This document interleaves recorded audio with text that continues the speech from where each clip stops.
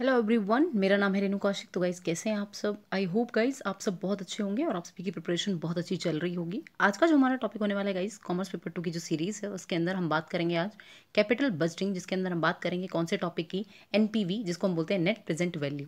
दो टॉपिक बहुत इंपॉर्टेंट हैं कैपिटल बजटिंग के अंदर, net present value and IRR, internal rate of return. आज की वीडियो एनपीवी के ऊपर है, नेक्स्ट वीडियो जो आएगी वो आईआरआर के ऊपर आएगी। और दोनों ही टॉपिक्स की कंसेप्चुअल क्लैरिटी होनी बहुत ज़रूरी, क्योंकि एग्जाम पॉइंट ऑफ व्यू से ये दोनों ही टॉपिक बहुत इंपॉर्टेंट हैं।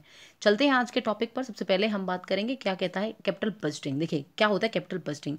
हम सभी जानते हैं कैपिटल बजटिंग क्या है। एक लॉन्ग टर्म इन्वेस्टमेंट क्या है, डिसीजन है। ठीक है, मतलब कि आपने किसी प्रोजेक्ट के अंदर अगर पैसा लगाया है तो आप लॉन्ग टर्म के लिए पैसा लगा रहे हैं। लाखों और करोड़ों की बातें होती हैं। ठीक है, वो पैसा अगर आपने एक बार लगा दिया तो आपने वो डिसीजन आप उसे चेंज नहीं कर सकते हैं। कहने का मतलब ये है, अगर आपने एक बार पैसा लगा दिया तो वो आपका या तो डूब जाएगा या आपको अच्छे खासे रिटर्न दे जाएगा। ठीक है, ये कैसे होते हैं? ये आपके इरिवर्सिबल डिसीजन जो है वो होते हैं और कॉम्प्लेक्स डिसीजन होते हैं, क्योंकि आपको फ्यूचर को एस्टिमेट करके पैसा जो है वो लगाना होता है। ठीक है, उसके बाद हम बात करते हैं कैपिटल डिसीजन के अंदर ना दो तरह की टेक्निक्स होती हैं, ट्रेडिशनल टेक्निक, मॉडर्न टेक्निक।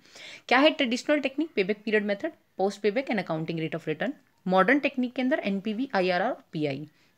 दोनों में बेसिकली डिफरेंस क्या है दोनों टेक्निक्स के अंदर? इसको क्यों ट्रेडिशनल कहा जाता है, इसको क्यों मॉडर्न कहा जाता है?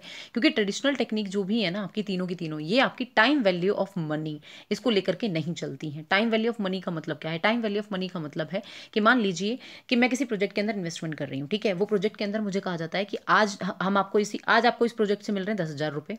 ठीक है, कल आपको अगर मान लीजिए 1 साल बाद अगर आप इन्वेस्टमेंट करते हैं इसी प्रोजेक्ट के अंदर तो आपको मिलेंगे 10,500। ठीक है, परसों आप करते हैं तो आपको मिलते हैं कितने? 11,000। ठीक है, अब सिंपल आप एक चीज़ देखिए कि अगर मुझसे कोई पूछे ना कि आप कौन से प्रोजेक्ट में इन्वेस्टमेंट करना चाहेंगे, तो डेफिनेटली मैं कौन से प्रोजेक्ट को लूंगी? मैं चूज करूंगी पहले वाले प्रोजेक्ट को। क्यों चूज करूंगी मैं पहले वाले प्रोजेक्ट को?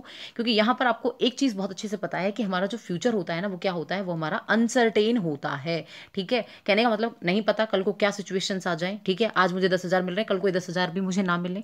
तो कहने का मतलब सिंपल सा है कि जब भी हम टाइम वैल्यू ऑफ मनी की बात करते हैं तो टाइम वैल्यू ऑफ मनी का मतलब है कि आज मुझे कोई चीज़ अगर 10,000 की मिल रही है, ठीक है, 1 साल बाद अगर मैं उसी चीज़ को खरीदती हूँ तो मुझे उसके लिए पे करने पड़ेंगे 10,500। कहने का मतलब क्या है कि मेरी मनी की जो वैल्यू है वो क्या हो रही है, वो डेप्रिशिएट हो रही है। मुझे आज 10,000 देने पड़ रहे हैं, कल मुझे उससे ज़्यादा मुझे उसी चीज़ को खरीदने के लिए जो है वो देने पड़ेंगे। ठीक है, ये होती है आपकी टाइम वैल्यू ऑफ मनी कि मनी की जो वैल्यू है टाइम के अकॉर्डिंग क्या हो रही है, चेंज हो रही है। ठीक है, उसके बाद हम बात करते हैं आपका कि जो मेथड है ना आपका, जो आपका कैपिटल बस्टिंग का जो मेथड है एनपीवी, नेट प्रेजेंट वैल्यू, ये एक बहुत ही भारी भरकम जो टर्म है ना, जिसको हम सुनते ही डर जाते हैं, जिसको हम बोलते हैं डिस्काउंटिंग रेट, हम जिसको बोलते हैं, इस पर डिपेंड करता है ये मेथड पूरा का पूरा। इसके अंदर जो खेल है ना वो सिर्फ और सिर्फ डिस्काउंटिंग रेट का ही है। अगर आपको डिस्काउंटिंग रेट समझ में आ जाती है तो आप इस टॉपिक को बहुत अच्छे से जो क्लियर कर पाएंगे। देखिए, जब भी हम कैपिटल बस्टिंग की बात करते हैं ना तो कैपिटल बस्टिंग में क्या होता है, प्रोसेस होता है कैपिटल बस्टिंग का, कि हम आइडेंटिफाई करते हैं बहुत सारे प्रोजेक्ट्स में से कि हमें कौन से प्रोजेक्ट के अंदर पैसा लगाना चाहिए, हम कौन से प्रोजेक्ट में इन्वेस्टमेंट करेंगे। ठीक है, फिर हम देखते हैं कि प्रोजेक्ट के अंदर हमें कितने इनफ्लो मिल रहे हैं, कितने हमें आउटफ्लो मिल रहे हैं, हम इनफ्लो और आउटफ्लोज को देखते हैं। ठीक है, उसके बाद हम क्या करते हैं, फिर हम इवेल्युएट करते हैं सारे के सारे डिसीजंस को कि हमने कौन सा डिसीजन, हमें कौन से अल्टरनेटिव्स में से बेस्ट को चूज करना है। अब ये जो बेस्ट को हम चूज करेंगे ना, ये हम बेस होता है हमारा डिस्काउंटिंग रेट पर। हम डिस्काउंटिंग रेट की हेल्प से इनको चूज करते हैं। ठीक है, क्या होती है डिस्काउंटिंग रेट? बहुत बेसिक से समझाने की कोशिश करूंगी, बहुत ध्यान से समझिएगा। देखिए, जब भी मैं किसी चीज़ में इन्वेस्टमेंट करती हूँ, ठीक है, मुझे किसी चीज़ में पैसा लगाने के लिए सबसे पहले मुझे ये देखना होता है कि मेरा पैसा आएगा कहाँ से। जिस पैसे को मैं लगाने वाली हूँ वो पैसा भी तो कहीं से आएगा। अब हमें पता है हमें 3 तरीके से जो है वो पैसा हमें आता है। कैसे कैसे?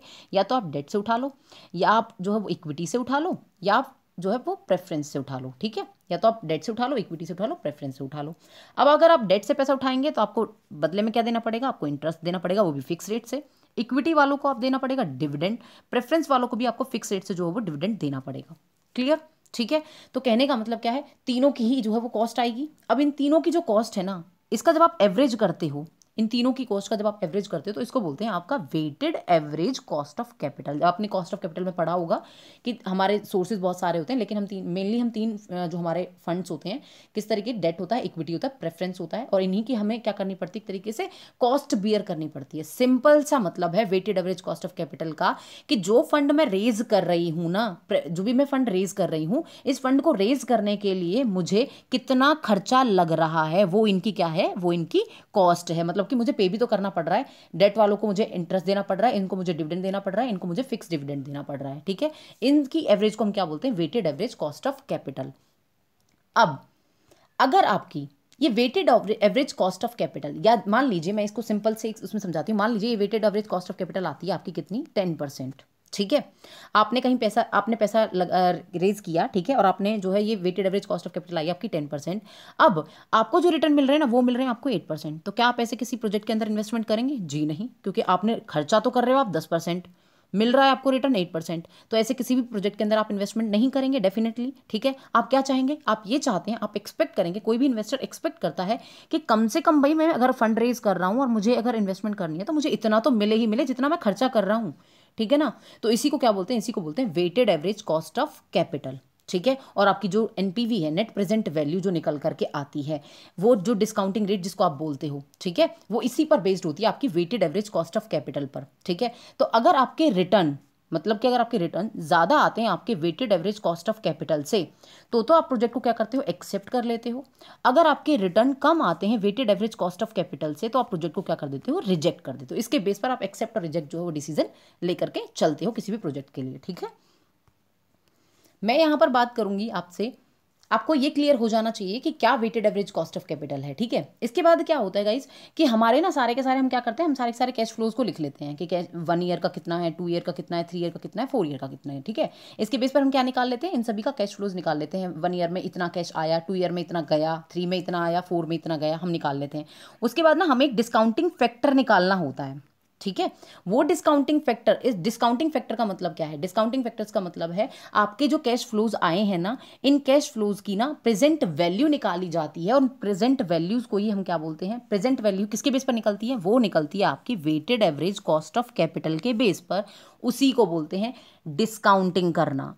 आई होप आपको क्लियर हुआ होगा कि डिस्काउंटिंग का मतलब क्या होता है। सिंपल सी बात है, जो आपके कैश इनफ्लोज, आपके आउटफ्लोज हैं, उनको उनकी जो है वैल्यू निकालना किसके बेस पर, उनकी वैल्यू निकालना weighted average cost of capital के बेस पर। और उन्हीं को उनकी प्रेजेंट वैल्यू किसके बेस पर निकलती है, weighted average cost of capital के बेस पर उनकी प्रेजेंट वैल्यू निकालना क्या कहलाता है, आपकी डिस्काउंट रेट। इसको इंटरनल रेट ऑफ रिटर्न, इसको डिजायर रेट ऑफ रिटर्न, इसको डिस्काउंट रेट, इसको weighted average cost of capital भी जो है वो कहा जाता है। और इनकी प्रेजेंट वैल्यू जिस रेट के बेस पर निकलती है उसको बोलते हैं डिस्काउंटिंग करना, मतलब कि एनपीवी निकालना, नेट प्रेजेंट वैल्यू निकालना, ये होता है। उसके बाद हम बात करते हैं कि आपकी जो नेट प्रेजेंट वैल्यू मेथड है वो क्या कहता है। देखिए, net present value method simple words में टाइम वैल्यू ऑफ मनी को कंसीडर करता है, ठीक है, कि आज के 1 रुपये की वैल्यू आने वाले टाइम में चेंज होगी, ठीक है, फ्यूचर पर बेस्ड होगी। उसके बाद हम बात करते हैं कि ये किस पर बेस्ड होती है, ये बेस्ड होती है आपकी डिस्काउंट रेट पर।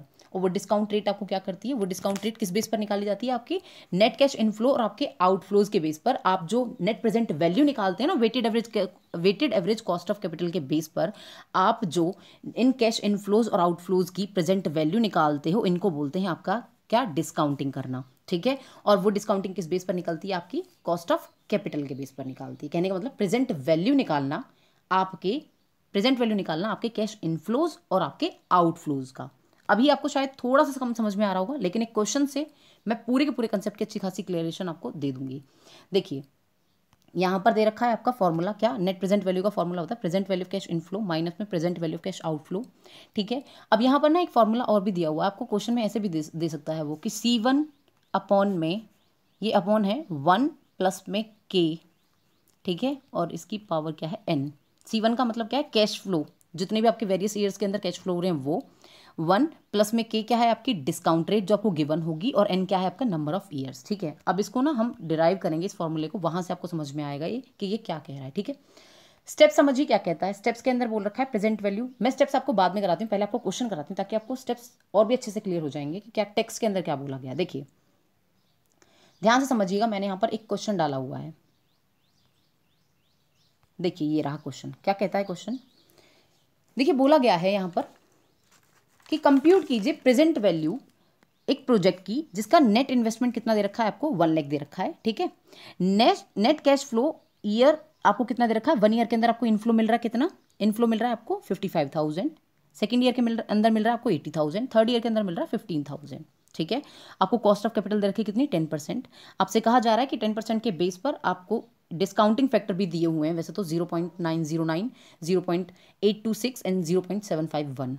मैं आपको ना सिंपल यहाँ पे सबसे पहले मैं आपको एक चीज़ बताना चाहती हूँ, वो ये है कि मान लीजिए अगर आप 100 रुपये, ठीक है ध्यान समझिएगा, अगर मान लीजिए मैं 100 रुपये इन्वेस्ट करती हूँ, कितने कॉस्ट पे मैं इन्वेस्ट करती हूँ आपकी, मैं 15% की कॉस्ट पे 100 रुपये इन्वेस्ट करती हूँ, और मैं ये चाह रही हूँ कि आने वाले टाइम में फ्यूचर में मुझे कितने रिटर्न मिलेंगे, वो मिलेंगे मुझे 115। सिंपल सा है ये लॉजिक, तो ठीक है हम सभी समझते हैं कि मैंने अगर 100 रुपये लगाए 15% की कॉस्ट पे तो मुझे कितने मिलेंगे, 115 मिलेंगे 1 साल के बाद, ठीक है। आज की वैल्यू कितनी है, 100 रुपये है, ठीक है। मैंने कितने परसेंट लगाया, 15%। फ्यूचर वैल्यू कितनी मिली मुझे, ये मिली मुझे 115। क्लियर। अब मैं इसको ऐसे भी लिख सकती हूँ 100, 1 प्लस में 0.15, ये भी मेरा कितना आएगा, 115 ही आएगा, ठीक है। अब अगर मैं इसको एक और तरीके से लिख सकती हूँ, वो क्या है, वो ये है कि 100 अपॉन में क्या, 1 प्लस में 0.015। अगर मैं इसको सॉल्व करती हूँ, ये मेरा कितना आएगा, ये आएगा मेरा, ये 115 है यहाँ पे 115, ठीक है। यहाँ पे मेरा कितना आएगा, यहाँ पे आएगा मेरा 100 प्रेजेंट वैल्यू।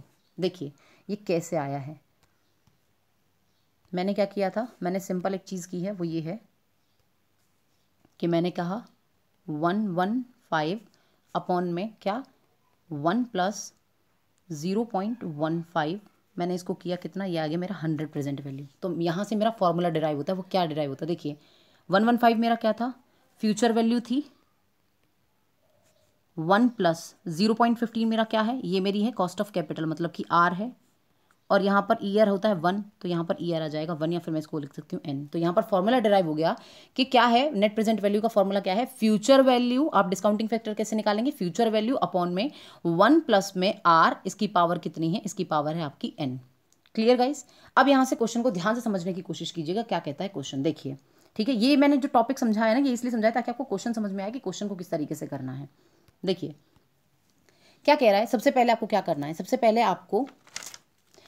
आपको क्या करना है, ईयर दे रखे हैं 0, 1, 2, 3, ठीक है। मुझे पता है 0 मतलब कि मेरा प्रेजेंट ईयर, ठीक है। प्रेजेंट ईयर में कितना है, मैंने कितना इन्वेस्टमेंट करी है, मैंने करी है 1,00,000 रुपये मैंने लगाए हैं, जिसके मुझे रिटर्न मिल रहे हैं, पहले साल में मुझे मिल रहे हैं 55,000, दूसरे में मुझे मिल रहे हैं 80,000, तीसरे में मुझे मिल रहे हैं 15,000, ठीक है। सिंपल सा लॉजिक है। बात करते हैं कि अब इन 55,000, 80,000 और 15,000 मुझे क्या करना होगा, मुझे कंपैरिजन करने के लिए मुझे क्या करना होगा, मुझे इनकी प्रेजेंट वैल्यू निकालनी होगी। प्रेजेंट वैल्यू निकालने का फॉर्मूला क्या था, प्रेजेंट वैल्यू निकालने का फॉर्मूला था आपका फ्यूचर वैल्यू अपॉन में 1 प्लस में k, इसकी पावर क्या है, 1 प्लस में r, इसकी पावर क्या है n। सिंपल। फ्यूचर वैल्यू किसी चीज़ की कितनी दे रखी है, देखिए फ्यूचर वैल्यू किसी चीज़ की दे रखी है, आपको कितनी दे रखी है कि आपको पहले साल में मिल रहे हैं 55,000, ध्यान से समझिएगा कि 55,000, ठीक है, डिवाइडेड बाय मैं करती हूँ 1 प्लस में आर कितनी है, रेट ऑफ रिटर्न कितनी दे रखी है, ये दे रखी है आपको 10%, मतलब कि 0.10, ठीक है। अगर मैं इसको निकालती हूँ ना, तो पता है ये कितना आएगा, इसका आंसर आएगा 0.909। इसी तरह से अगर आप 80,000 का निकालते हैं तो 0.826 आप निकाल के देखिएगा, 0.751 आएगा अगर आप 15,000 का निकालते हैं। तो ये क्या निकाल दिया आपने, ये आपने क्या किया, एक तरीके से डिस्काउंटिंग फैक्टर्स निकाले हैं, ठीक है। इनको डिस्काउंटिंग फैक्टर्स बोलते हैं। ये आपने डिस्काउंटिंग किया, मतलब अपने प्रेजेंट वैल्यू निकाली है फ्यूचर वैल्यूज के बेस पर। अब आपको समझ में आया कि डिस्काउंटिंग का मतलब क्या होता है, ठीक है। ये था पूरा का पूरा। अब हम बात करते हैं, सबसे पहले आपने क्या किया, सबसे पहले आपने 0, 1, 2, 3, ठीक है, ये मेरे ईयर थे, यहाँ पर मैंने क्या किया 155, ये मेरा 80 है, ठीक है, ये मेरे 15 है। इसके बाद हमारे ये जो फैक्टर्स आपको दिए हुए कितने दिए हुए हैं, मान लीजिए क्योंकि आज का 1,00,000 रुपये अगर मैं लगा रही हूँ तो डेफिनेटली वो मुझे 1,00,000 ही देगा, ठीक है। 55,000 अगर मैं लगा रही हूँ, ठीक है, मुझे 1 साल बाद 55,000 अगर मिल रहे हैं, तो डिस्काउंटिंग फैक्टर से मुझे कितना मिल रही है इसकी वैल्यू, मुझे मिल रही है 0.901, मतलब कि आज मुझे ये कितने में मिलेगा, कोई भी चीज़ अगर मान लीजिए 55,000 रुपये मेरे क्या हैं, 55,000 रुपये मेरे वो हैं जो मुझे 1 साल बाद मिलेंगे, मैं इनकी प्रेजेंट वैल्यू निकाल रही हूँ। प्रेजेंट वैल्यू 55,000 की आज कितनी है, 0.909 है, 80,000 की कितनी है, 0.826 है, और 15,000 की कितनी है, 0.751 है। इसके बाद हम इनकी क्या निकालते हैं, हम निकालेंगे प्रेजेंट वैल्यू। वो कैसे निकलती है, ये डिस्काउंटिंग फैक्टर हो गए। अब डिस्काउंटिंग फैक्टर को जब आप मल्टीप्लाई कर देते हो अपने कैश आउटफ्लो से, तो आपके निकल जाती है एनपीवी। ये था पूरा का पूरा मेथड। एनपीवी कैसे निकलेगी, आप इनको मल्टीप्लाई करेंगे तो इसकी वैल्यू आएगी, यहाँ पर आएगी 49995, ये आएगा 66080, ये आएगा आपका 11265। अब यहाँ पर जब आप इनको ऐड करेंगे, ठीक है। जब आप इनको ऐड करेंगे, सारे के साथ जो इनफ्लो है इनको ऐड करेंगे, तो ये आएगा आपका कितना, 127,340। देखिए अब ध्यान से समझिएगा, आपने लगाया कितना, 1,00,000 रुपए, रिटर्न कितना मिल रहा है आपको, 127,340। ठीक है, इसका मतलब ये है कि आपने 1,00,000 रुपए लगाया, लेकिन आपको 1,27,340 रुपए मिल रहे हैं। मतलब कि आपकी एनपीवी क्या है, पॉजिटिव है।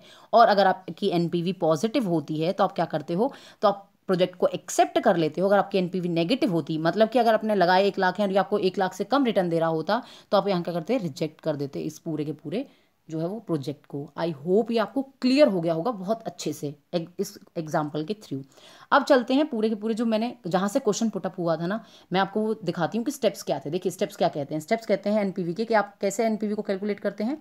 एनपीवी कैलकुलेट करने के लिए सबसे पहले आपने क्या किया था, सबसे पहले आपने नेट कैश इनफ्लोज को दिखाया था हर साल के। उसके बाद आपको एक डिजायर रेट ऑफ रिटर्न या फिर डिस्काउंटिंग रेट या फिर weighted average cost of capital दी हुई थी, कितनी परसेंट दी हुई थी, 10% दी हुई थी क्वेश्चन के अंदर। फिर आप क्या करते हो, फिर आप फाइंड आउट करते हो क्या, डिस्काउंटिंग फैक्टर। डिस्काउंटिंग फैक्टर कौन से, वो फाइंड आउट करने के लिए मैंने बताया था ना आपको, जो आए थे 0.909 जो आया था आपका, वो किस तरीके से आया था, आपने क्या किया था, आपने फ्यूचर वैल्यू को डिवाइड किया था 1 प्लस जो मैंने फॉर्मूला बताया था प्रेजेंट वैल्यू निकालने का वो। उसके बाद आप प्रेजेंट वैल्यू कैसे निकाल रहे हैं, प्रेजेंट वैल्यू निकाल रहे हैं आप क्या कर रहे हैं, जो नेट कैश इनफ्लोज है ना उनको मल्टीप्लाई कर रहे हैं किससे, इन डिस्काउंटिंग फैक्टर से। और जब इन्हें मल्टीप्लाई करने के बाद आपका क्या आया, आपने क्या किया, सम टोटल कर दिया आपने पूरे के पूरे कैश इनफ्लोज का। आई होप बहुत अच्छे से क्लियर हो गया होगा आपको। अब चलते हैं क्वेश्चन पर कि क्वेश्चन क्या था। देखिए एनपीवी का एक्सेप्ट और रिजेक्ट रूल मैं आपको बता चुकी हूँ। अगर एनपीवी पॉजिटिव है तो एक्सेप्ट करेंगे प्रपोजल को, एनपीवी अगर आपकी नेगेटिव है या 0 से कम है तो रिजेक्ट कर देंगे। अगर एनपीवी म्यूचुअली एक्सक्लूसिव आपके जो प्रोजेक्ट्स हैं उनके अंदर हायर एनपीवी को हम क्या करते हैं, एक्सेप्ट करते हैं। बात करते हैं क्वेश्चन की, कोई क्वेश्चन क्या आया हुआ था, क्वेश्चन आया था आपका, देखिए क्या है क्वेश्चन, क्वेश्चन था आपका कि कैश फ्लो का एस्टिमेशन, मान लीजिए आपको सीक्वेंस में लगाना है, कैसे, कैपिटल बजटिंग प्रोसेस के अंदर आपको सीक्वेंस लगाना है कैसे, कि कैश फ्लो एस्टिमेशन, ठीक है, सबसे पहले cash flow estimation, then identify discounting rate, project selection decision और डिस्काउंटिंग ऑफ एनपीवी। देखिए कैपिटल बजटिंग प्रोसेस के अंदर सबसे पहले क्या है, सबसे पहले हम क्या करते हैं, सबसे पहले हम कैश फ्लोज का एस्टिमेशन करते हैं। ठीक है, कैश फ्लोज का एस्टिमेशन करते हैं, एस्टिमेशन करने के बाद हम क्या करते हैं, हम उनकी डिस्काउंटिंग रेट को आइडेंटिफाई करते हैं कि किससे हम इसको डिस्काउंटिंग करेंगे। ठीक है, उस रेट को आइडेंटिफाई करना जो बताई थी मैंने आपको, कितनी थी, 10% दी हुई थी क्वेश्चन के अकॉर्डिंग अगर हम देखें तो। ठीक है, उसके बाद आप क्या करते हैं, उसके बाद आप नेट प्रेजेंट वैल्यू डिटरमाइन करेंगे। और नेट प्रेजेंट वैल्यू कैसे डिटरमाइन करेंगे वो मैंने आपको क्वेश्चन में समझा दिया है कैसे करेंगे। आप सारे ईयर्स को लिखेंगे, ईयर्स को लिखने के बाद आप उनके क्या करेंगे, डिस्काउंटिंग फैक्टर निकालेंगे, फिर उन डिस्काउंटिंग फैक्टर्स को मल्टीप्लाई करेंगे उनके आउटफ्लोज से या इनफ्लोज से। उसके बाद आपकी नेट प्रेजेंट वैल्यू निकल करके आएगी। और जब आप नेट प्रेजेंट वैल्यू निकाल लेंगे तो आप क्या करेंगे, प्रोजेक्ट को सेलेक्ट और आप उसको रिजेक्ट या एक्सेप्ट या जो है सेलेक्ट एक तरीके से करेंगे। तो यहाँ पर आंसर क्या बनता है, यहाँ पर आंसर बनता है आपका second answer. I hope guys मैंने पूरी कोशिश की थी कि बहुत अच्छी तरीके से आपको इस कंसेप्ट को बहुत अच्छी तरह से क्लियर करूं। आई होप आपको समझ में आया होगा। Thank you so much guys.